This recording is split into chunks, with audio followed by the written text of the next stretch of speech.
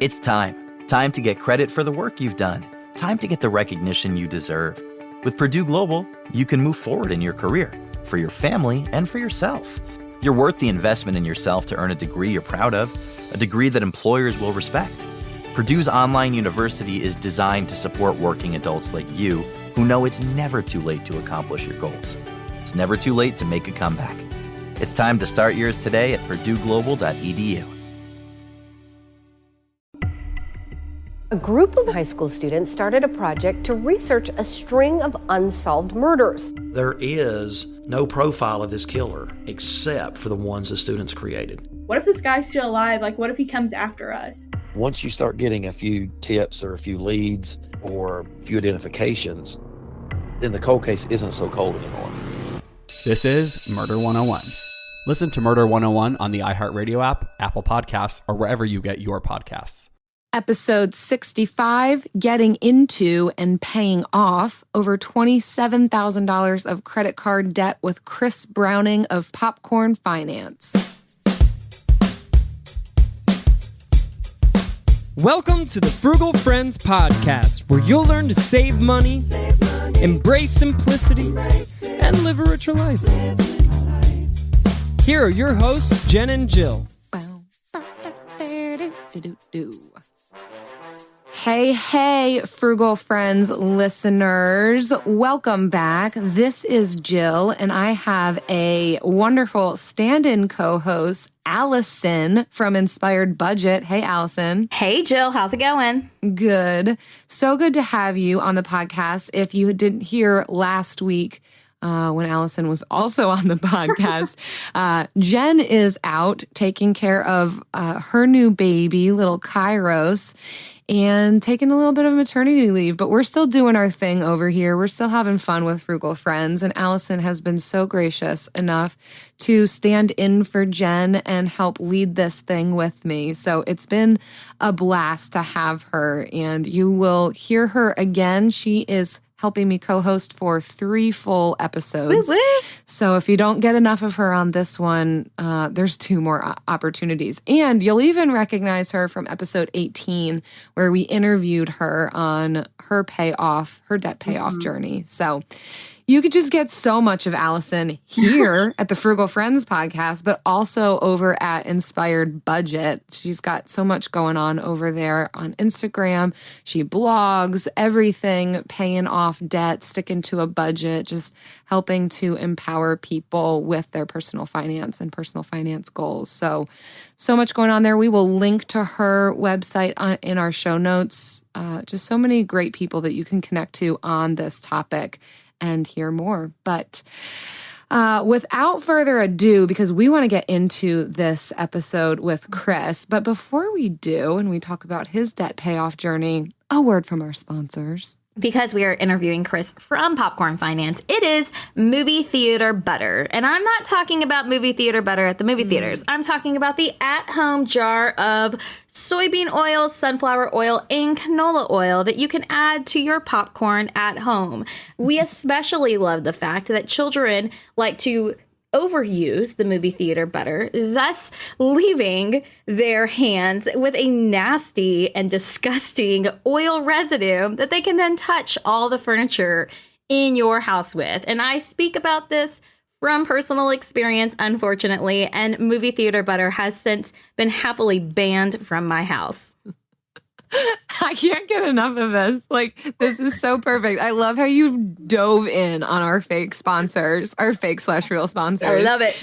I also love, so I know that you all are listening to this, but Allison and I are looking at each other over a video call right now, and she's actually holding up her own at-home movie theater butter as if she's recording some 1950s commercial. No one can see it, but she's selling this thing hard over here. It's amazing. It's the thing that I've hidden in the back of my pantry so my kids can't see it anymore because legit, like, it leaves stains on clothes. It's this oil that they just would rather drink from, and I'm like, I curse the person who brought this into my house. Yeah, seriously. Oh, man. But butter is so good, man. I love it. I took a picture of you holding it up. I might post it in the show notes. I think you should. It's so cute. But Anyways, all that to say, Jen's out. She's caring for her baby, but we're still doing our thing over here, having fun with all of our frugal friends.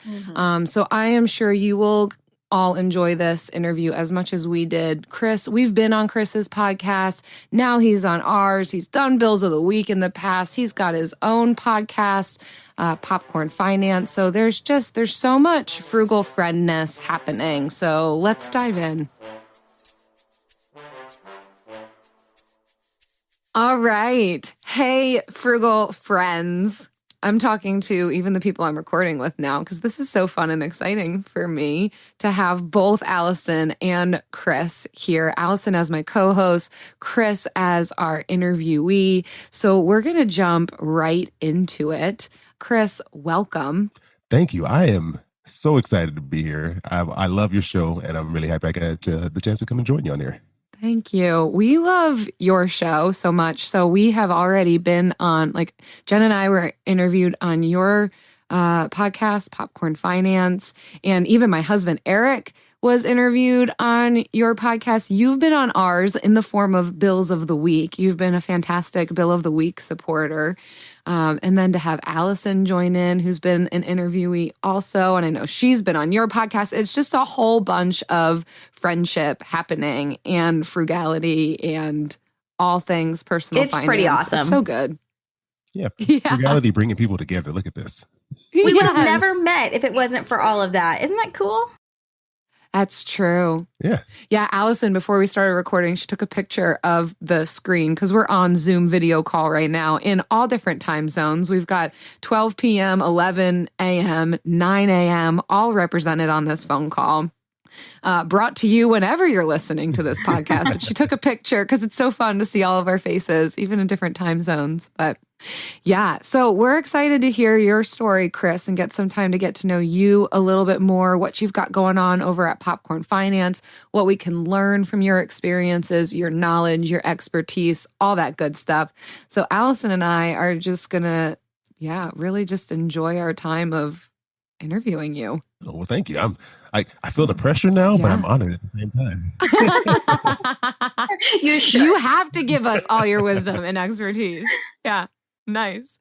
Well, you know us with our interviews. We always start off super easy. We don't dive right in. That's sarcasm. We want to talk about your story of getting into and paying off $24,000 of credit card debt. So, of course, we're starting with this super easy question, super comfortable question, not vulnerable at all. How did you accumulate $27,000 in credit card debt? And I know many of us have been there, so you're not alone in this. But yeah, if you don't mind sharing what that process looked like for you. Yeah, it was a lot of fun spending all that money that I didn't have. It's usually fun spending it. It's just paying it off. It's not fun. Let's be honest. And getting the bill. Right? Well, the crazy thing is when I look back on it, and I'm like, okay, $27,000. That's a lot of money. If someone just gave me that right now, I could buy a lot of stuff I would really enjoy with that money. But when I look back, I'm like, I don't have anything from that period of time that I can say, this is what I bought with that money.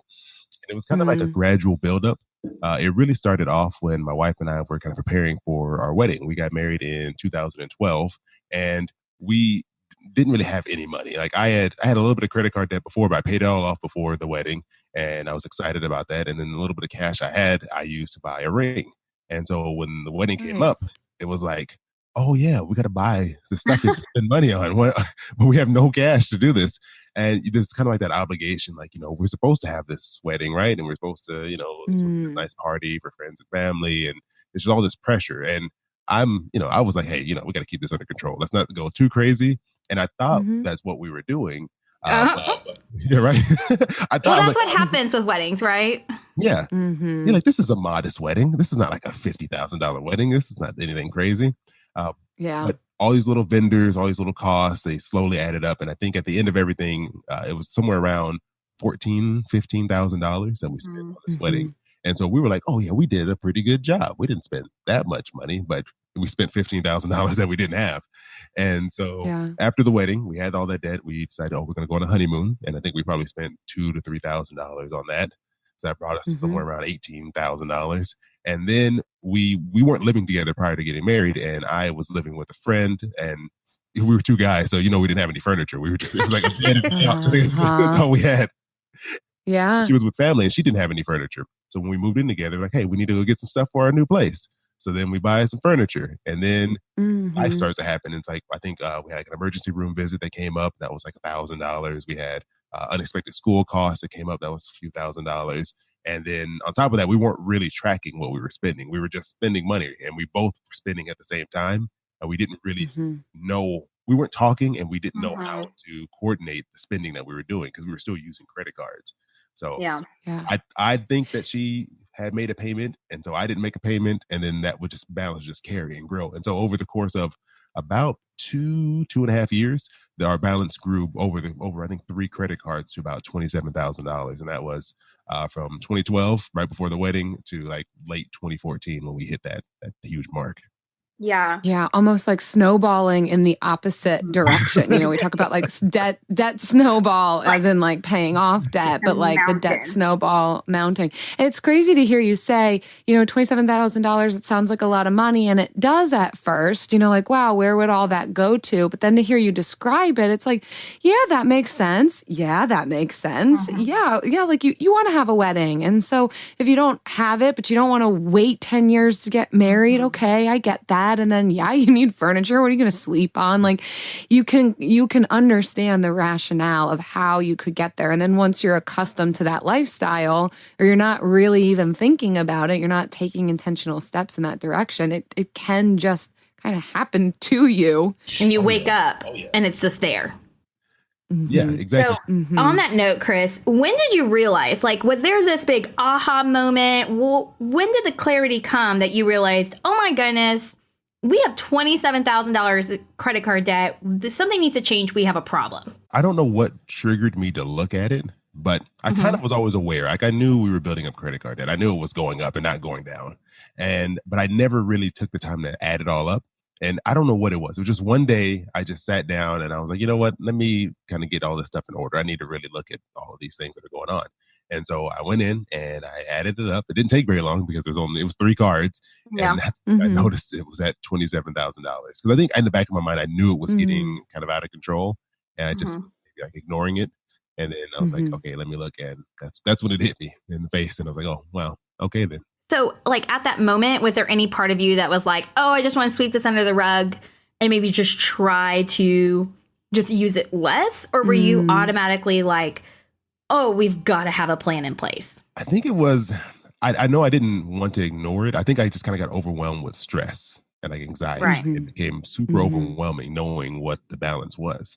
And I think too, because I studied finance in school, I wanted to be a financial planner. And I think I felt like a little like shame because I was like, I know better. I wanted to go to school to teach people about money. And I feel like I've learned these things and I should know what to do. And I didn't do any of the things that I should be doing. And so I knew I needed to have a plan or we needed to take some type of action. But at the same time, I kind of was like wanting to like get away from it. I didn't want to think about it or talk. I definitely didn't want to talk to anyone about it. Sure. That can be the toughest part when like our imagined self is confronted with our real self and it looks different. Like for anybody in any category, that's a tough thing to face and can bring in a lot of shame. How did you move past that? Like finance already being a difficult thing to talk about, much less if we feel like we're experiencing failure in an area that we are an expert in. Like, how do you move beyond that shame? I think I just knew we had to make a plan because I kind of knew in the back of my mind we had a problem and this debt had grown to a really large amount. I think it was just like, all right, this is a bad situation. I shouldn't have done this. We shouldn't have gotten to this point. But I knew I wanted to move past it. And I knew that I didn't want to have this debt anymore. And I think that was just the motivation that made me kind of confront it and say, at least make a plan because I know I don't want this to get any worse because this already feels horrible. And I can't imagine it getting any worse than this. Like kind of it became a catalyst for you. Yeah. So you had said that you had a lot of shame. And I totally know that feeling when it comes to like, oh my goodness, you were supposed to be this person that would help others be better with their finances. And that was your ultimate goal. And here you were, carrying around this hidden credit card debt. Did you ever speak to people openly during your payoff journey, or was the shame so overwhelming that you kind of kept it in yourself and hid it a little bit? Oh yeah, I never talked to anyone about it. Like I did not bring it up to my closest friends, to family. I think I dealt with a lot of shame in that way with a lot of things during that time in my life, where it just felt like if you're supposed to be this person, if you have this person you're supposed to be, and you have these values that you hold, and this is who you are, you can't let anyone see that that's not the life that you're living, and you have to cover it up, and you have to still portray that, oh, I'm doing great and everything's fine, and I know what I'm doing, and just kind of if the topic of money ever comes up, to kind of skirt around it and don't really talk about it. Right. I know for me, I definitely didn't talk about it, and I really wish I would have, because towards the end, when we were almost done paying it off, I think I finally opened up to a friend, and it felt so good to tell someone about it and talk to them about what I was struggling with. And I was like, I could have been doing this whole time, but instead I decided to just internalize it and just really like live in that stress and anxiety I was dealing with. It's so fantastic to hear you be willing to talk about it now. Like I understand that, you're out of it now. And in a lot of ways that can make it easier, but it's still vulnerable to say, this is where I was. This is something that happened to me. But I think it can help others of us who might find ourselves in that situation, or we're on that trajectory, or we've experienced this in different ways or different aspects of life, to just say, hey, look, like, we're not perfect. We all fail in these areas, even if we're experts in it. But yet we can still get on track and move towards goals that we've set for ourselves, and overcome the different difficulties or barriers that have occurred. Which, speaking of, how did you then go about paying this off? Like, you realized that you had this debt that was mounting. It was propelling you to do something, but yet living in an area of such high cost of living, like Long Beach. How did you go about that? Yeah, it was a struggle at first. At the time when we reached that peak of $27,000 in debt, I think our combined income was around high 40s, maybe like around $48,000-$49,000. So that added to my stress, because our debt was basically a little more than half of what we made in the year before taxes. But fortunately, we were living in a property that my in-laws owned. So they had a studio behind their home. And we really wanted to not live there. We wanted to have our own place separate from, family. Yeah. What? Who doesn't want to still live with their parents once they get married? I don't understand that. I mean, that's it. And they were very respectful of our space. They weren't like knocking on the door, looking in the window or anything like that. They were cool about it. And I think at the time, so we were paying, which for California was not a lot of money. We were paying $800 a month for this studio space, which for us is like half of what it would cost to get a normal apartment out here. So that helped keep our costs low. And we just decided we're going to continue to live here as long as we can in order to help facilitate that. So that was like step one, was saying, okay, even though we would love to have our own separate place, be somewhere else, we'll just stay here, keep our costs as low as we can, and then use that to help facilitate this debt pay down. And then the next thing was we didn't have a budget. And I knew how to build a budget. I just didn't do it. And so the next step was, I didn't have Allison there to show me how to build a budget. I had to, you knew how to do it. You just didn't do it. Yeah. Yeah, exactly. That's the part of the battle. Right. It's one of those things where it's like, it's fun to just spend money. I made this money. I want to go out and enjoy it. I don't really want to think about it. But I was like, especially after like being in college. Yeah, and exactly. Feeling like, feeling like, oh my gosh, I had to live on nothing, and now you have this job, and you're like, yes, I can spend all the money in the world. I mean, it's hard. Yeah. First taste of having a paycheck. Yeah, it really is hard. And so I was like, all right, I love Excel. So I opened up Excel and I made a budget. I laid out all of our expenses, and I kind of looked at what we're spending every month and looked at what we could cut. Like, what things do we have that we don't need anymore, or it's not a necessity.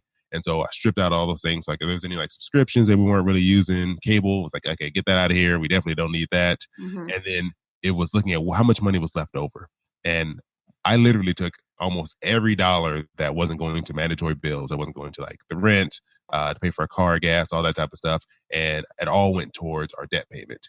And that left very little, like literally, I don't know, maybe $20 for us to enjoy.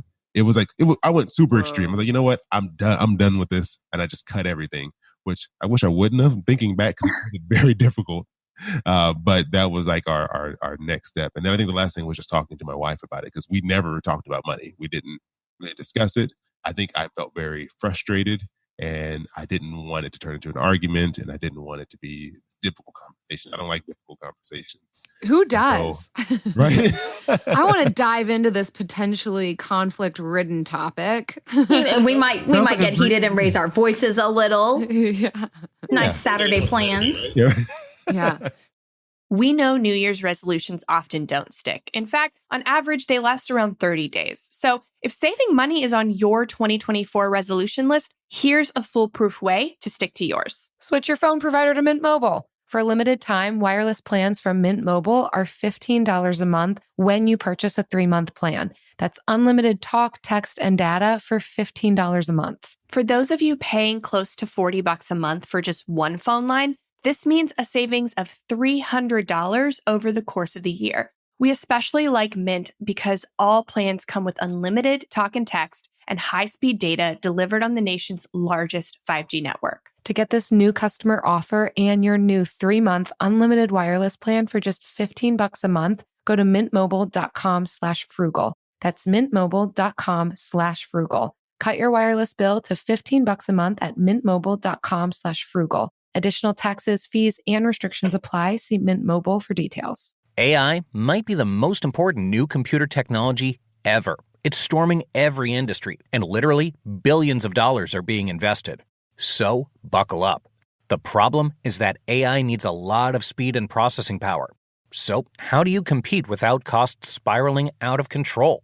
It's time to upgrade to the next generation of the cloud, Oracle Cloud Infrastructure, or OCI. OCI is a single platform for your infrastructure, database, application development, and AI needs.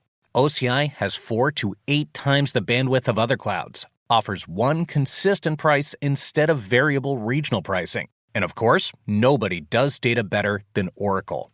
So now you can train your AI models at twice the speed and less than half the cost of other clouds. If you want to do more and spend less, like Uber, 8x8, and Databricks Mosaic, take a free test drive of OCI at oracle.com/strategic. That's oracle.com/strategic. oracle.com/strategic. So much discipline you guys employed in that process. How long did it then end up taking you, with only allowing yourself $20 for fun spending? It took us about 2.5 years. Wow. Nice. Yeah, you're good. You're good, Allison. And I'm so sorry if y'all can hear my kids. You're good. That's part of it. You know, we're all frugal friends. I can hear them yelling. I can hear my husband yelling at them. Have kids. It's fun, they said. You'll love it, they said. Yeah, they don't cost any money. Okay, sorry. We can even leave these things in. This is life. We're doing life together right now. Yeah. So it took you 2.5 years to pay that down. Was that the amount of time you were hoping for? Was that more? Was it less? I would have loved for it to be way faster than that. Yeah. But it was, there were definitely a lot of setbacks during that time as well, because I think because we went so restrictive. One, we weren't really saving any money, which if I could go back, I would have saved some money during that period of time, because anytime something unexpected came up, it just derailed everything. Yeah. So we have a car repair. Oh, we have a school expense we didn't expect. Oh, there's a doctor's bill that popped up for like $500. Like those things would come up and it would just completely derail everything. Mm-hmm. And I would get so disappointed and so frustrated that I'd have to stop paying down debt to go and, pay off whatever this random thing that came up. So that's I think why it took 2.5 years. I think we probably could have done it a little bit faster if those things wouldn't have come up, and if we wouldn't have been so restrictive, because then you kind of just break. Like after months of not spending any money, you just kind of break. You're like, I'm going and I'm buying whatever. Yeah. I'm going to buy this meal I want to have because I haven't. And, it became so tight. But I think that that's definitely normal. Like, I know we experienced that on our journey, and it was whenever our budget was really, really restrictive. Just because it's like, you want to have control over it. And at that point, it feels like it controls you. And so I think there's like a balance in realizing that, like, okay, no, you control your money. It's not controlling you, and being able to, not have it as restrictive. But we were the same way, Chris. Like, there were times I was like, screw the budget. I'm going out and I'm going to buy whatever I want. I don't care who knows. I don't care what my budget says or what my husband says. That did derail us at times. So I have a question. Now that you guys are out of this debt, how do you and your wife handle finances now moving forward? I think now it's still difficult to make sure we're keeping the communication up. I know we know better now. We know we should talk about things, but then it's still hard sometimes because you don't, like I said, you don't want to have difficult conversations. But I think our communication has gotten better and it's improving. Something we're still working on and trying to set aside time to talk about things. And I think the biggest thing was not using credit cards the same way we did before. Where before it was just like a free for all. Hey, you're buying anything? Go ahead and just use this credit card. Go do it, and we'll figure it out later without really any plan or with not really communicating what we're doing. And so now we really just use one card, and we're both aware of what's going on, and we make sure. I know for me, I'm really like anal about it. Like as soon as I buy something, I'm going straight to the bank account. And I'm sending a payment to it. Oh, that's great. I will immediately forget if I don't. Right. Well, and it allows you to use credit cards with like whenever you're diligent like that without the guilt, because you're constantly keeping that balance at zero. It's almost like your experiences have caused you a greater level of awareness of what you don't want to do with your finances, right? Like that's the epitome of learning the hard way, but yet now what it's producing in you sounds like a greater intentionality with your spending and making sure that you're not getting into that place again. Exactly, because it's a horrible feeling. And every so often, I'll try to sit and really remember what that felt like and how horrible I felt during that time. So that way I kind of don't... There's nothing like basking in terrible feelings. You know what I'm going to do today? I turn off all the lights. I close the shades. I'm just going to sit here and I'm just going to bring on these awful memories and these terrible feelings just to sit here in them. Just wallow for a bit. Oh my word. You should keep us on speed dial for those situations, just in case it goes too far. Like, guys, I'm in this real deep. It's so dark here. I think I made this sound way worse. Your wife comes home, she walks in, and it's like all dark, and you have this somber music on, and she's like, "Oh, there's Chris basking in his shame again. We're not going out for dinner tonight." Trench coat just for this time. Oh my gosh. That's amazing. Wow. But after time passes, you kind of forget. It's true. I get very comfortable and I forget how bad that was. And I'm like, I don't want to forget because one, I don't want to go back there, but then also to like empathize with other people who are still in debt. You should have like written a letter to your future self. Like, you know what I mean? Don't go back to this moment. This feels terrible. This is how I feel right now. Yeah, that's a good point for anybody who is in debt. Something to be able to look back to once they are out. A good reminder. But speaking of that, since you are so often reflecting and sitting in the pain, darkness, and suffering of that time in your life, is there anything that you would do differently? Like for those who are maybe about to get married and thinking about financing some of these big purchases on a credit card, like what would you have done differently? Like, would you not have gotten married when you got married? Like, would you have just gone to a courthouse? Like, what do you think realistically you could have done different? Would you have skipped out on the emergency room? Just lived with a broken leg? Like, let's talk about that. Yeah. Speaking of that emergency room, all they gave my wife was aspirin. And I was Isn't that, like a $25 pill? You're like, can we just pretend I never came here? Yeah. Let's just call this, hey, do over. Yeah. Let me go back outside. But yeah, I would definitely do things differently. It's kind of hard. We got married, I guess, relatively young. I was 25, she was 24. Mm-hmm. And there was definitely some impatience. We didn't prepare at all. We were just like, you know what? We want to get married, so let's just start planning it, and without really any thought to how are we going to pay for this. Mm-hmm. And maybe being open to the fact that we need to do something very inexpensive because we don't have any money. We can't throw this party that we want to throw because we can't pay for this. We clearly can't afford this.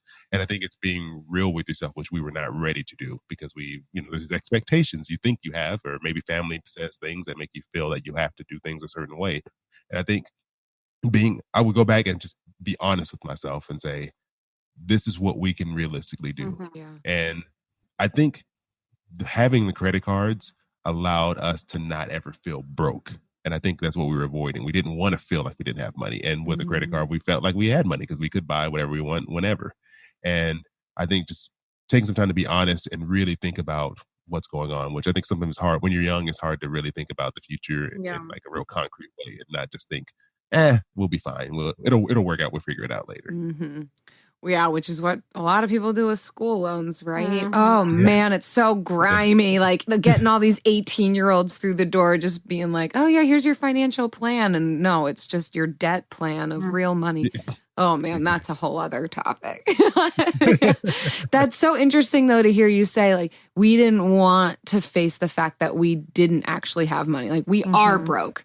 And having credit cards can make you feel like you're not that you want to sit in that place of doom and gloom of we have no money, we can't eat. But yeah, I mean, those people who have expectations of what your wedding's going to look like, they didn't help you pay off your debt. So it's almost like even being able to listen to those voices of people who have been there, done that, and allowing those stories to help keep us from making decisions that are going to be like destructive for ourselves in the future. I mean, you are making good out of your experience and you are on the other side of it. But yeah, to even have an ability to not ever have to go there, even to listen to people who have, experienced that and the pain that it can bring, the relational difficulty that can come along with it. Yeah.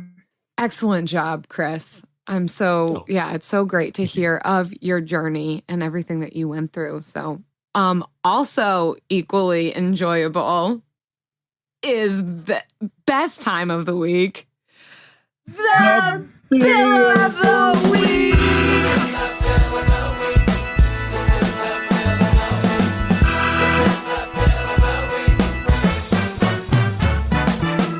That's right. It's time for the best minute of your entire week. Maybe a baby was born and his name is William. Maybe you paid off your mortgage. Maybe your car died and you're happy to not have to pay that bill anymore. Duck bills, Buffalo Bills, Bill Clinton. This is the Bill of the Week.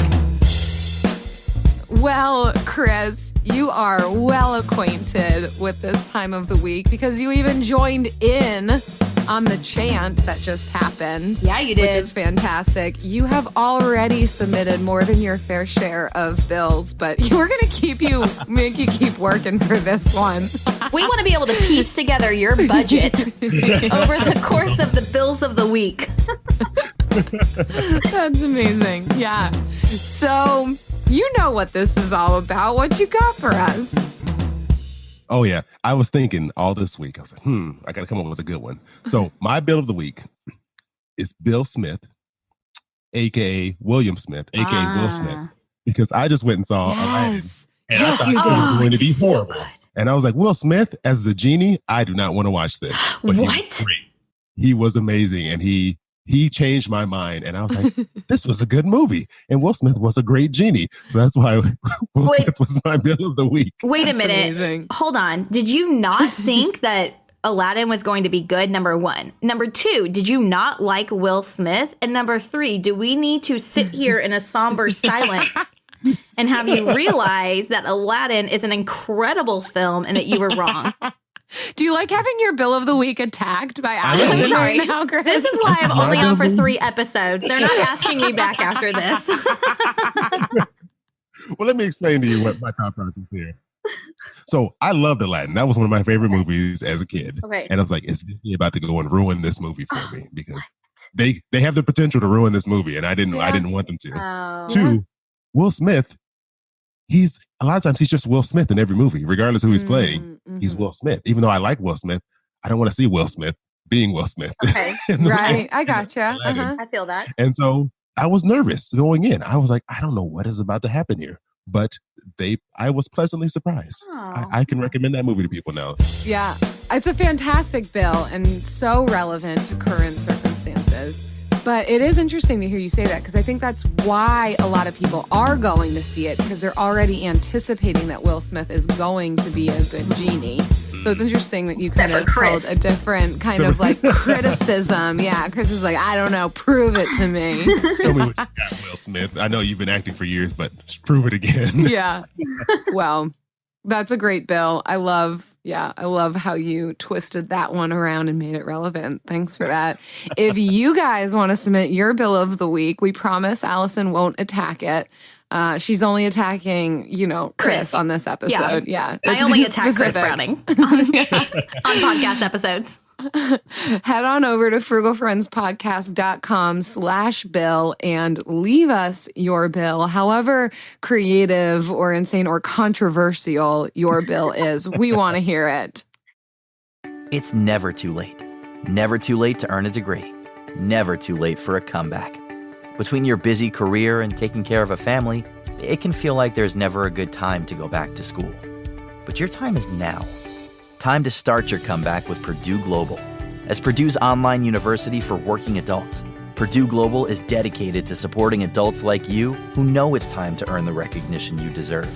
You have the experience, you have the knowledge, it's time to get credit for the work you've done.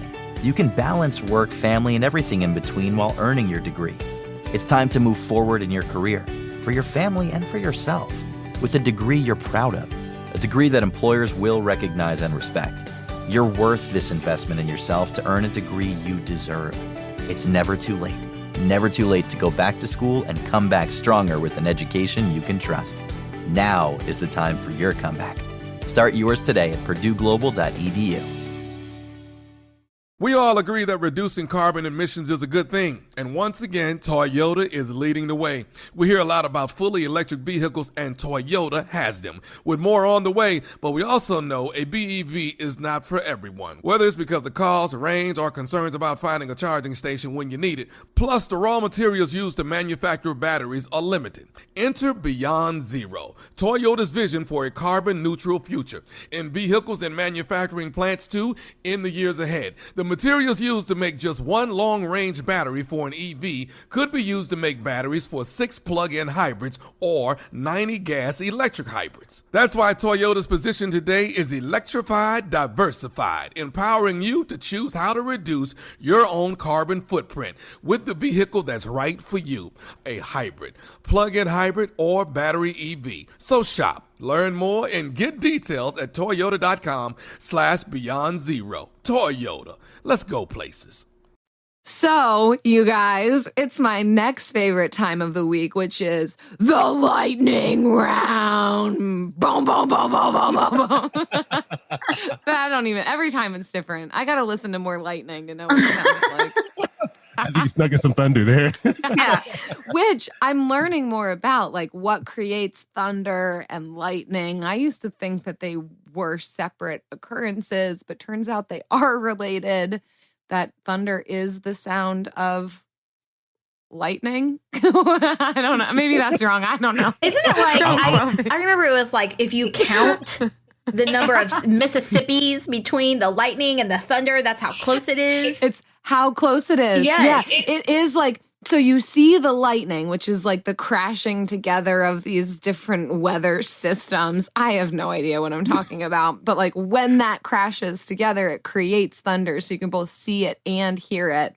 And the Mississippis. Something like that. And then the Mississippis. Yeah. How close it is. How much time you have to run and get out the way. I had no idea you two were amateur meteorologists. Yes. Amateur being the key word here. I'm pretty sure someone told me that in elementary school. And I'm regurgitating it now as a 32-year-old. Oh, either way, we're right in it. We're doing this lightning round, however it happens and whatever way it sounds. So Chris has not been prepped for this. It's just another fun thing that we decided to do. Poor Chris. So excited to have you on and then just put you through the gauntlet. Like, let's be vulnerable. Let's make you give us a your fifth bill of the week. I know. You're just preparing me for the real world. Thank you. Yeah. Oh man, I hope we get more interviewees, but they might be scared now. All right. So for our first lightning round question, why popcorn? Just why popcorn? Why? Why does it popcorn for popcorn finance? Why not sandwich finance? Listen, Jen created these questions before, like literally before a baby came out of her body. So yeah, Chris, why popcorn? Why not pickles? Typical You finance. know what? I can say that no one's ever asked me why popcorn. Oh, I figured someone had. Well, so I'll just interpret this. Say why popcorn and popcorn finance. 'Cause I don't know how else to answer this question. I would say it's because popcorn has a built-in timer. When you make popcorn, most of the time you make it in the microwave, and you have to set it, and so you're limited to however long it's going to take before that timer goes off. And I was like, hey, I want a short show. Why not popcorn? Oh, Boom. do you like popcorn? I love popcorn. It's delicious. I just ate a whole bucket while I was watching Will Smith be a genie and regretted it a little bit when I was done. That's amazing. Yeah, I think you were tracking with pregnant Jen on what she wanted to ask you there, and what we all want to ask you. You know, just why popcorn? Why popcorn? Okay, That's so awesome. question number 2, Chris Browning. Other than me, Allison Beckerly, because we know it's true, who has been your favorite guest you've had on the show? You cannot choose me, you cannot choose Jill or Jen, and go. Ooh. Oh, and by the way, you'll probably offend people by not choosing them, but you can only choose one person. Oh yeah, I hope everyone's ready to be offended as I choose my favorite guest. This is tough. Oh, I think I know who it is. Do you? How about you tell me who my favorite guest is? No, you tell me. You tell me, and I'll tell you if I'm right. Oh man, this is hard. It's like, see, I don't have kids, but Allison, you do. So this is like trying to pick your favorite kid, right? Someone's going to be upset. It's totally different. It's completely different. No, it's totally different because you can actually choose here. All right, my favorite guest. This is hard. I would say one of my favorites. Ooh, guests. good workaround. Nice, nicely done. You know what? I'm gonna go with the interview I did inside of a tiny house. So I'm in Arizona, and I stayed in the Nest tiny house, and it was amazing. I love tiny homes, and my first time ever visiting a tiny home, ever being inside of one. And it was the coolest experience. It was like this custom-made home with walls of windows, and the owners, it's a husband and wife, and they put it in their backyard. And oh, cool. He came after work. He got off of work, came back to the tiny house, and I interviewed them about what it was like building it, what it's like renting it out, and their daughter was there. They have 2 daughters. My wife was like playing with their older one because she works with kids all the time, so she gravitated towards her. And then they have another daughter who was like 1, and she pulled down the recording equipment off the counter on accident. Like she reached for the cables and like pulled the whole thing down. Oh my and hit the floor. And it was very memorable, and it was fun, and it was inside of a tiny house. So I would say that's one of my favorite interviews. Nice. I love it. Yeah, your tiny home series was a fun one. That was what you interviewed Eric on, my husband, because we were at the time living in one, and now we're living in one again. But that's right. Yeah, Eric was on there. And I was sad because I didn't get to go visit the RV. I don't think you guys were in it at the time. Right, not the RV, but we were about to move into what we're in now, which is 170 square feet of trailer. Are you gonna? Have you ever done a video tour of it? We haven't yet. I keep waiting because I've got all these like minor little projects that I have to finish up, like little touch-up paint. So I'm like waiting for it. I really probably shouldn't wait for it to be perfect because it won't ever be, but it is the plan to do that. Yeah. I think it looks great. Eric sent me some pictures of it, and it looks amazing. I was like, are you sure this is a trailer? Because this looks like where I live. So yeah. Oh yeah, it's fun. All right. Next question. Dun, dun, dun. Chris, what is your most frugal quality? I would say my most frugal quality is that I can be very stubborn, and that allows me to say, you know what, I'm not going to go out to eat all this week. And I'm so stubborn that I have to meet this goal that I've made for myself, that I'll force myself to do it, even if I don't want to. It's just I've told someone I'm going to do this, and now I'm like, well, I can't not do this now. And I think my stubbornness allows me to maintain frugality in different situations, especially if I tell someone I'm like forced to do it. That's awesome. What a strengths-based way of looking at that quality in yourself. Usually people would turn that to be a negative thing, but yeah, there's some positives to being stubborn. It saves you money. It can definitely be negative too. Does that ever frustrate your wife? A lot of times I won't subject her to whatever weird stubborn task I've set myself on. No, I'm going to just make it a personal one. Yeah. That's awesome. That's awesome. Okay, Chris, this is a hard one. The hardest one. Hardest question you're going to get all day. It is, what do you have going on with Popcorn Finance, and where can the Frugal Friends podcast listeners go to find out more about you? Oh, this is so difficult. Let me think. So what do I have going on? So one thing I've been working on that I'm just procrastinating on finishing up is it's an international money series. So what I did was I interviewed a bunch of people who have lived or who currently live in different countries around the world. So I've talked to people who live in Australia, New Zealand, in the UK, in Mexico, in China, I'm sure some other countries South Africa, some other places I haven't mentioned. And I'm asking them what it's like to deal with money in these different countries. Like, what does debt look like? What does it look like buying a home? Do people really buy homes? Do people have student loans? Like, I'm just very fascinated to know, how do people deal with money in these other countries? And so that's a series that I'm working on. I cannot tell you when it's coming out because I'm still working on it, and I'm still gathering a few more interviews for that. So that's like a big project that I'm working on. And you can find Popcorn Finance exactly where you're listening to Frugal Friends podcast. So anywhere you can get a podcast, that's where you can get Popcorn Finance, or just come visit me on Instagram. That's where I like to hang out. Just look for Popcorn Finance podcast, and I'm over there.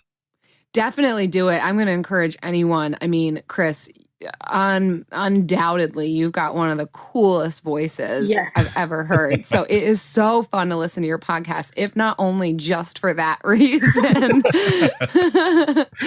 Well, thank you. Yeah. So definitely do that. If you want to hear more of Chris Browning's voice and also tips and all the people he interviews, head on over to his podcast, Popcorn Finance. So great having you on the show, Chris. Thanks so much for your time. Oh, thanks for having me. I'm so excited to be here. I've been a fan of Frugal Friends podcast for a very long time, and you and Jen do an amazing job. And now Allison joined in, filling in. So this is a highlight of my year, getting to join you on the show. Well, same. Sorry it took so long. Yeah, that is a big compliment. It really is. And you have a great community. I love hanging out in your Facebook group too. Yes. It's so nice to have both you and Allison in there, just fellow people in this finance world, but also just talking real life stuff and frugality. So yes, come hang out with all of us. Those of you who are listening over at our Frugal Friends Facebook community group, you will also then have access to Allison and Chris there as well. So why not? All right, Chris, have a good one. Oh, thank you. You too.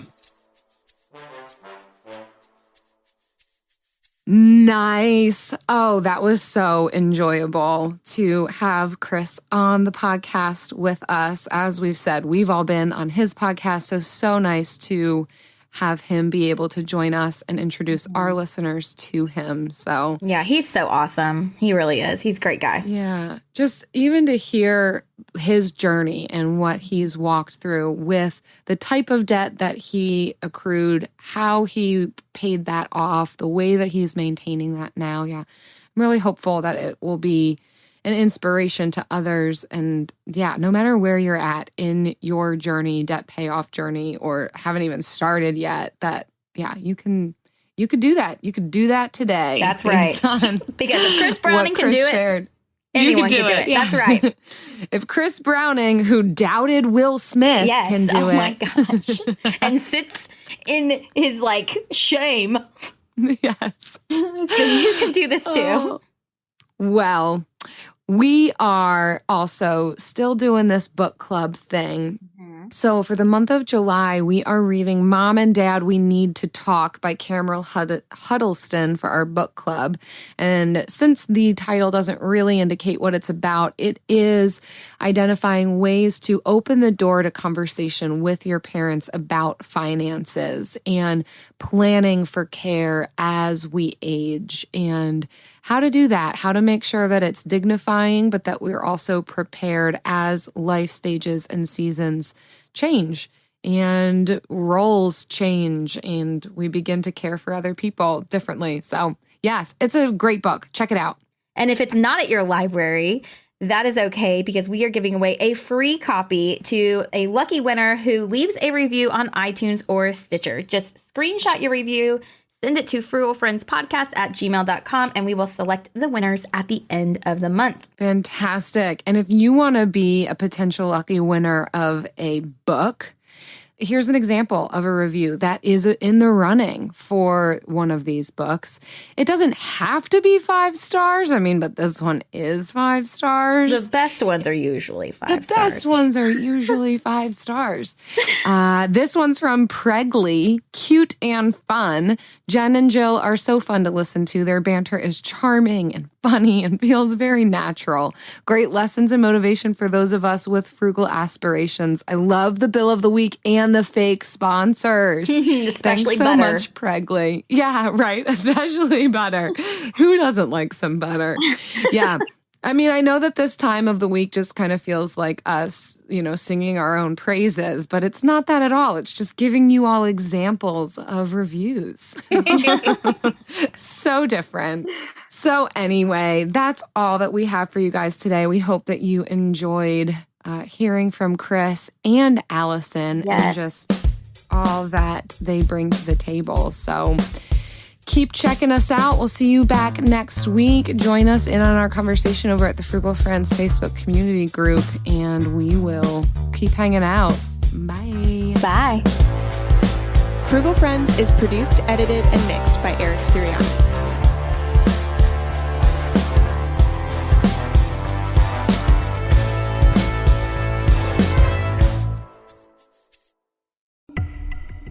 A group of high school students started a project to research a string of unsolved murders. There is no profile of this killer except for the ones the students created. What if this guy's still alive? Like, what if he comes after us? Once you start getting a few tips or a few leads or a few identifications, then the cold case isn't so cold anymore.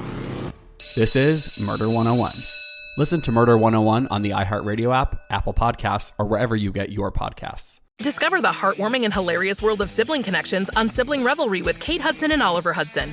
Dive into family tales, explore the human mind, and laugh with guests like Joel and Benji Madden.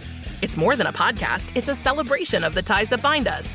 And it's fun because we've decided to open it up to really like all kinds of different siblings. And it's going to be an awesome season. Listen to Sibling Revelry with Kate Hudson and Oliver Hudson on the iHeartRadio app, Apple Podcasts, or wherever you get your podcasts.